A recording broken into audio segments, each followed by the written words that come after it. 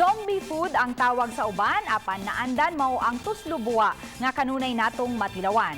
Sama na lang sa usa ka kan-anan nga gidayo sa mga mahiligo niini. Ato kining tilawan pinaagi ni ining report. Nabda namo ang pamilyang Bersede nagpaabot sa ilahang order nga pagkaon.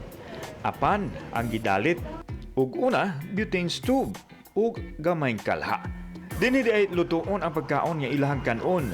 Ang utok sa baboy, dinugmok nga atay o liver spread ug ang sabaw sa linat-an nga ulo sa baboy.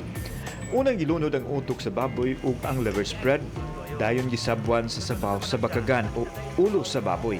Gikutaw kini o gipabukalan hangtod nagbuwa-buwa nga pwede nang tusluban sa partner nining puso. Mao kining gitawag nga tuslo buwa. Lami ka kay sir, try lang sir. Dito ka magmahay sir. Taod-taod nang wa makakaon sa gawas ang pamilyang Bersede.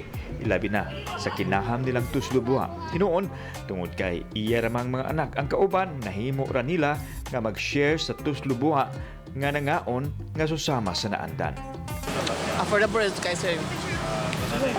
Libre na soft drinks, then kani ipait lang namo tag 25 pesos ang usa ka buok, ang usa ka kaniya. Sulit ra jud kayo sir. Kauban si John Sulon, ako si Alan Domingo. Balitang Bisdak.